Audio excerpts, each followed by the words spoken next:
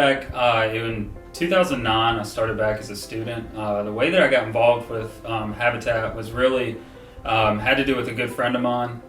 Was in construction management major, and at Clemson in construction management, you have to do volunteer hours, and a lot of them take place with the Clemson Habitat for Humanity build, especially the homecoming build. And so I had actually worked construction as a summer job with my brother-in-law, who owns a contracting company. And, and they were going to work on the homecoming build. And so I knew that students could volunteer, so I just decided to tag along and help out, and thought it would just be kind of a fun opportunity to be able to be involved in one more thing with Clemson. The reason I came back in 2017 was really personal. Starting off, obviously, as a student, it was more kind of hanging out with the guys, being able to be a part of the Clemson family and work on something. But coming back in 2017, I opened my business in 2017. So one of my key things that I wanted to take on as a business owner in the Clemson area is to be able to give back to the Clemson community. And one way that I found that I was able to give back in a big way is through Habitat.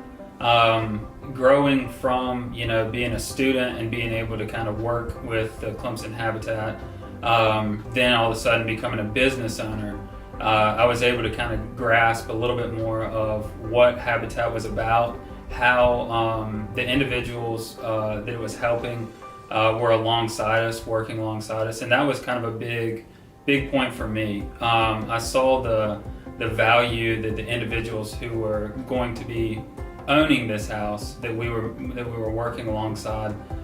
It was a huge help, and to be able to see somebody in a situation, right beside you working, and knowing that the person right beside you is going to be living in this house that you're building, it just put a lot of, it allowed you to put a lot of effort and a lot of, purpose into what you were doing on a daily basis. So it was something I knew that I wanted to get involved with. Our office actually got involved the first year that I opened.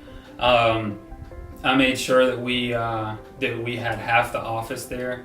So we would take time. Part of the office would work in the mornings, part of the office would work in the evenings, just to make sure that they knew as well what we were doing and what our purpose was as an office and as a small business in Clemson, and that's just to be able to give back and help out the community. Yeah, so State Farm, one thing that State Farm really believes in, one of our goals and our visions as a company, is to be able to give back and be a pillar in the community. That's why we have local State Farm agents. That's why you see them around with local offices and operating as small businesses.